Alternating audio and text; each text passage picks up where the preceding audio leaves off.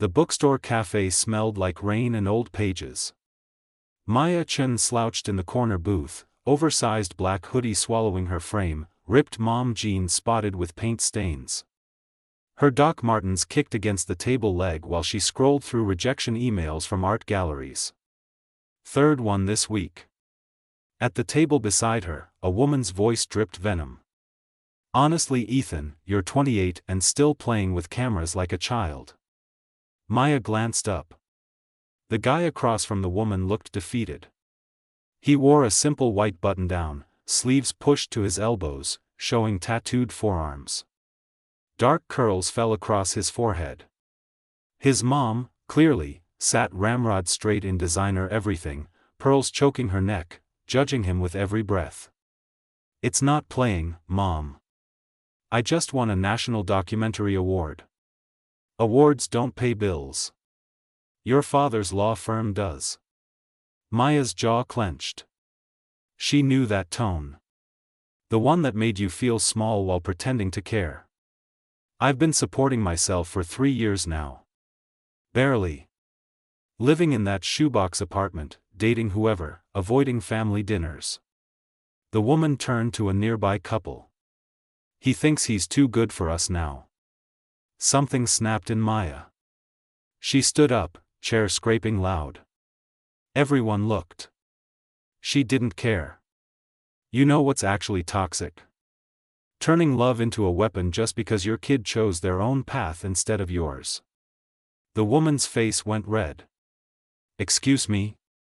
He's out here changing the world with his art and you're mad because it's not your version of success. Maya's voice shook but held strong. That's giving narcissist energy, honestly. Silence crashed down. Ethan stared at her like she'd just pulled him from drowning. His mom stood, grabbed her purse. This is family business. Then act like family, Maya shot back. Ethan stood slowly. She's right, Mom. I'm done apologizing for being happy. He walked out. His mother stormed past Maya, hissing, "You just ruined everything." But Maya wasn't listening. She was watching the door where Ethan disappeared, her heart doing something dangerous in her chest. Her phone buzzed. Unknown number, the girl who roasted my mom. Millennial Park. 30 minutes? I need to thank you properly. Ethan. Maya stared at the screen. This was unhinged. She should say no. Her thumbs moved anyway, bet. Millennial Park glowed under string lights. Maya found Ethan sitting on the edge of the fountain, vintage like a camera beside him. He'd ditched the button-down for a faded band tee and black jeans. When he saw her, relief flooded his face. You actually came. You actually found my number somehow. Creepy but impressive. He smiled, tired but real. Instagram. You're tagged at that bookstore in like 50 posts. Maya sat, leaving space. The fountain's mist cooled her burning cheeks. Ethan moved closer. I've been waiting my whole life for someone to say what you said today. Yeah, well, I recognize control freaks. Had one myself. Past tense. Therapy and distance. Lots of both. Maya pulled her knees to her chest. It gets easier but the scars stay. Ethan looked at her like she was speaking a language he'd been trying to learn forever. Does it stop hurting? You learn to carry it differently. They sat quiet. Someone's speaker played Phoebe Bridgers in the distance. I looked you up too, Ethan admitted. Maya Chen. Your exhibition last year at the Underground Gallery, the one about inherited trauma through abstract portraiture. It broke me in the best way. Heat crept up Maya's neck. You run around winning documentary awards. We're not the same. You paint feelings people are afraid to name. That's braver than anything I've done. His hand found hers. Warm. Grounding. I have this gala thing tomorrow, he said. My documentary collective's fundraiser. My mom will be there. The entire board. Everyone who thinks I'm wasting my life. He squeezed her fingers. And I need someone who gets it. Someone who's not afraid of her. You want me as your shield. I want you as my truth. His eyes held hers. Storm gray and desperate. One night. Then if you want to ghost me, I'll understand. But I need someone in my corner who actually sees me. Maya should run. This was moving fast, burning bright, probably crashing hard. What do I get out of it? Ethan smiled, devastating and honest. Access to film the event for your next exhibition. And dinner after where we just exist without the trauma for once. Maya's thumb traced his knuckles. Pick me up at 8. The next evening, Maya stood in her tiny apartment wearing a black slip dress she'd thrifted, vintage leather jacket over it, combat boots because heels were a scam. Silver hoops, dark lipstick, confidence faked until real. Knock at 8 exactly. Ethan stood there in all black, fitted blazer, no tie, looking like he belonged in a cologne ad. He held wildflowers from the bodega. You look insane. You look like trouble. Maya took the flowers. Ready to piss off your mom? So ready. The gala sparkled with old money. Crystal everything, people in clothes that cost more than Maya's rent. Ethan's hand settled on her lower back as they entered. Protective. Possessive. There's my son. His mom appeared, ice in a champagne dress. With a date. How unexpected. Mom, you remember Maya? The woman's smile could cut glass. Of course. The girl with opinions. The girl with boundaries, Maya corrected smoothly. A man in expensive everything approached. Silver fox energy, calculating eyes. Ethan. Introduce me. James, this is Maya. Maya, James Park, our lead investor. James took Maya's hand, held it too long. Fascinating. How did you two meet? I told his mom to stop being emotionally abusive in public, Maya said. Love story for the ages. Ethan's mom looked ready to explode. Then James laughed. Brilliant. Ethan, your mother's been trying to convince the board to pull your funding. Says you're too unstable for serious work. The world stopped. Ethan went pale. What? She's been campaigning for weeks. Wants to redirect your grant money to, quote, someone with proper priorities. Maya felt Ethan's hand tremble against her back. His mom smiled, cold and victorious. Someone has to save you from yourself, darling. The rooftop of the venue became their refuge. City lights bleeding into night sky. Maya leaned against the railing while Ethan paced, running hands through his hair, unraveling. She's trying to destroy everything I built. So we fight back. Maya's voice cut sharp through his spiral. You have the award. The recognition. The actual board must see your worth. The board sees dollar signs. She controls half the funding through my dad's estate. Ethan stopped pacing, looked at her with something broken in his eyes. I'm screwed. You're not. You don't understand. If I lose this grant, the documentary about immigrant stories dies. 3 years of work. 12 families depending on me to tell their truth. His voice cracked. I can't let them down. Maya grabbed his face, forced him to look at her. Then don't. We pivot. How? My exhibition opens in 2 weeks. Underground gallery, huge press coverage. We merge projects. Your documentary footage, my portraits. We make something they can't ignore. Ethan's eyes searched hers. That's your moment. Your career breakthrough. Why would you risk it? Because sometimes you have to burn the bridge to stop the person chasing you. Maya's hands dropped. And because I know what it's like to lose everything to someone who's supposed to love you. He kissed her then. Desperate and grateful and terrified. She kissed back, tasting champagne and rebellion. When they broke apart, Ethan pressed his forehead to hers. If we do this, there's no going back. She'll come after you too. Let her try. They spent the next week living in Maya's apartment. Coffee cups everywhere, camera equipment tangled with paint supplies. Ethan's footage played on loop while Maya created portraits that bled emotion. They worked until 4 a.m., fell asleep on her paint-stained couch, woke up and did it again. On day 5, Maya found Ethan staring at his phone, face drained of color. What? He turned the screen. Email from the board. Grant funding frozen pending review of professional conduct and stability concerns. She actually did it, he whispered. Maya's chest tightened. Then we go harder. Make the exhibition so good they have no choice but to reinstate you. But that night, while Ethan slept, Maya got her own email. From Gallery Director Chen. Maya, we need to talk. Someone contacted us with concerns about your collaboration partner's reputation. The board is reconsidering your exhibition slot.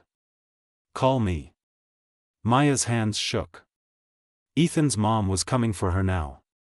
She looked at Ethan, peaceful for once in sleep, tattoos visible where his shirt rode up, camera clutched even in dreams. She could pull out. Save herself. Let him fall alone. Or she could do something unforgivable. Maya opened her laptop. Found the private folder Ethan showed her days ago. His documentary raw footage. The interviews. Everything. Her cursor hovered over the files. She could release it early. Without his permission. Make it go viral before his mom could bury it. Save the project by destroying his trust. The ultimate sacrifice wrapped in betrayal. Maya's finger touched the upload button. Her phone rang. Unknown number. She answered. Maya Chen? A woman's voice. Cold. This is Ethan's mother. I think we should meet. Tonight.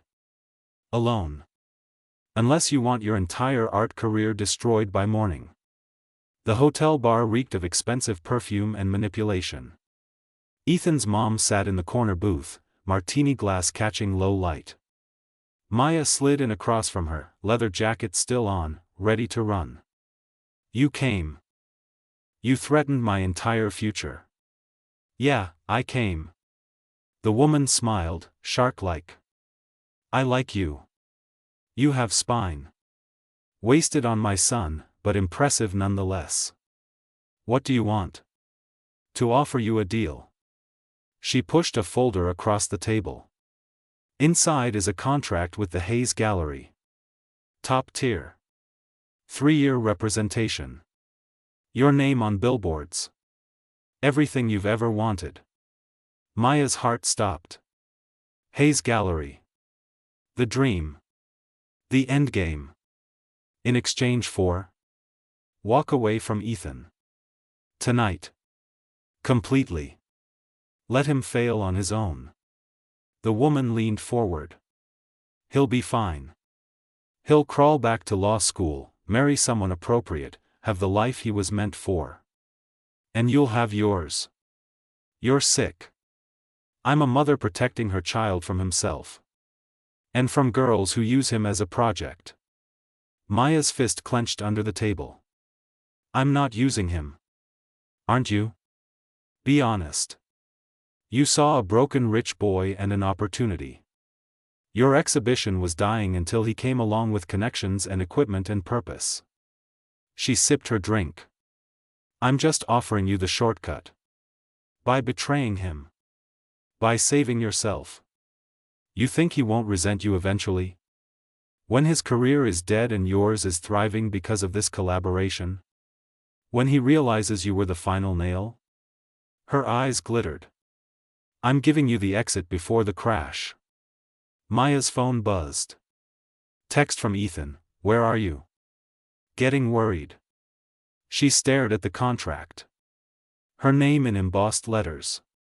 Everything she'd bled for since she was 16, painting in shelters, proving she was more than her trauma. 48 hours, the woman said. Sign and disappear, or I bury you both. And trust me, I have the resources to make sure neither of you work in this city again. Maya stood, grabbed the folder. I need to think. Smart girl. Maya walked out into rain. Cold drops mixing with hot tears.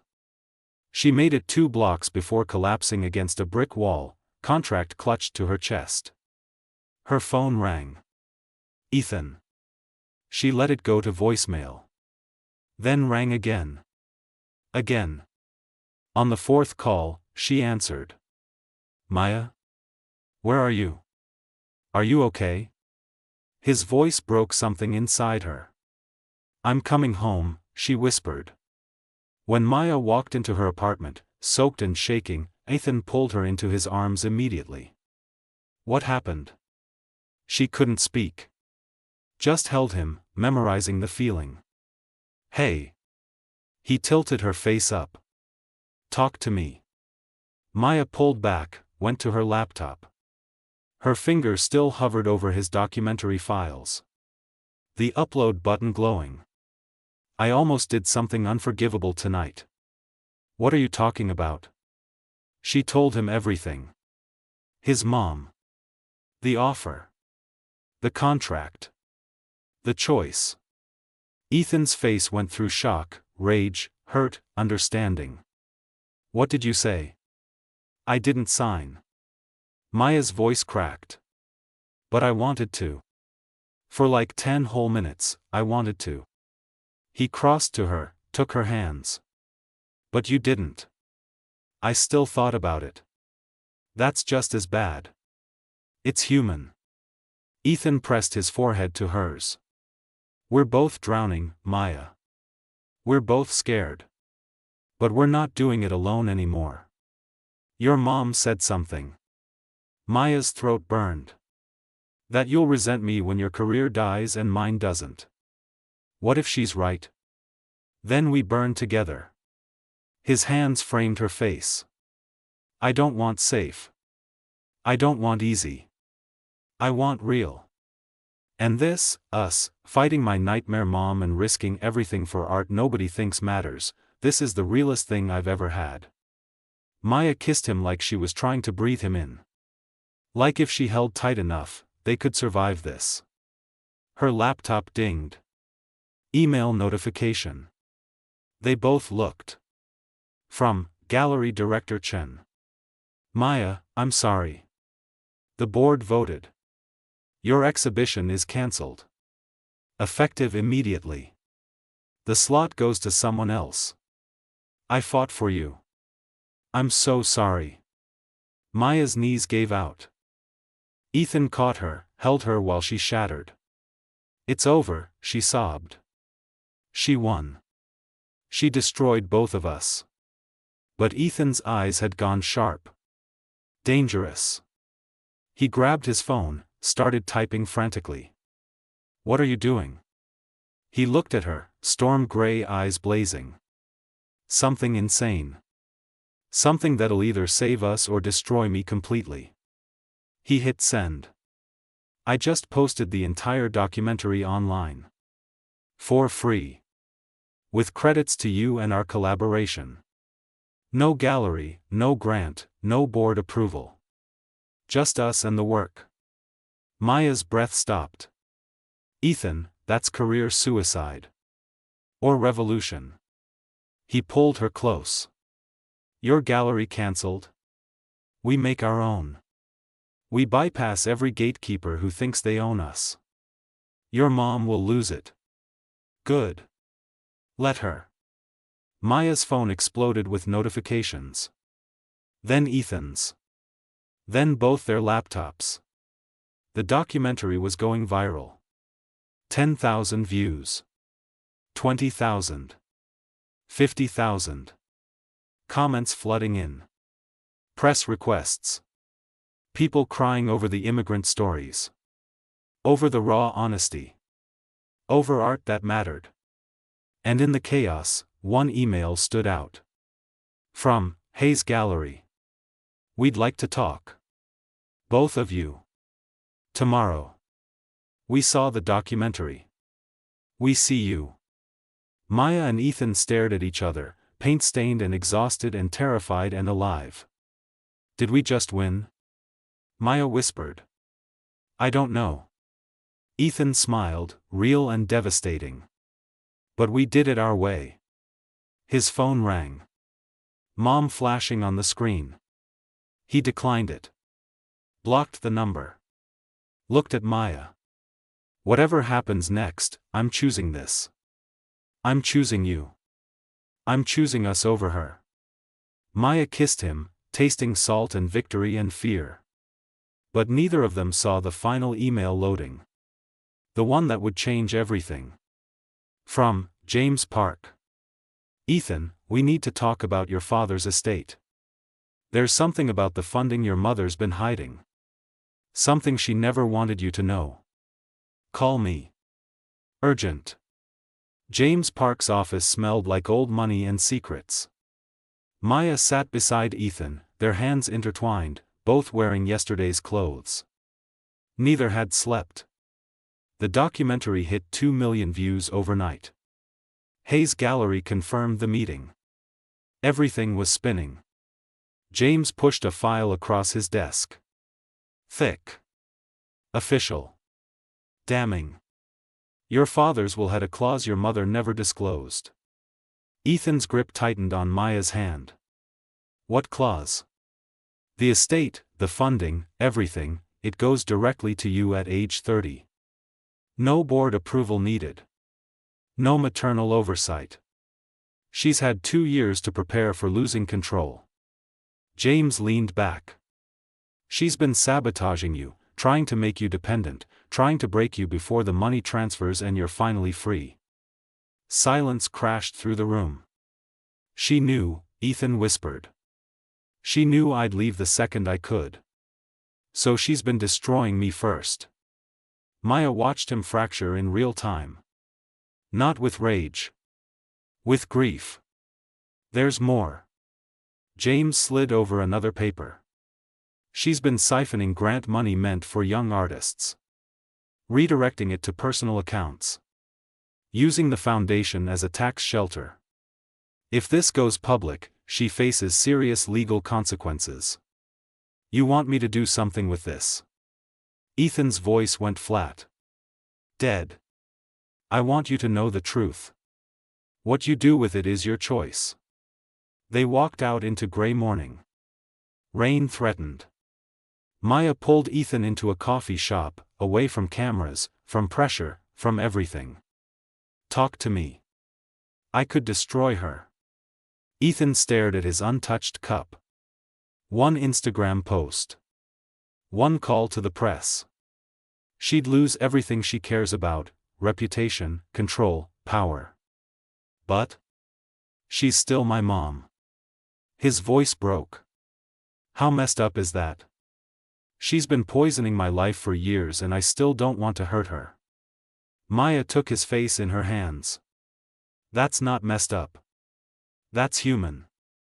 That's why you're not like her. What do I do? What do you need? Ethan looked at her, eyes red, exhausted, beautiful. I need to be free. Actually free. Not holding her crimes over her head, not waiting for the next attack. Just free. Then set the boundary and walk away. That afternoon, Ethan met his mother in her pristine living room. Maya waited in the car, watching through the window. She saw him hand over papers. Saw his mom's face go white, then red, then calculating.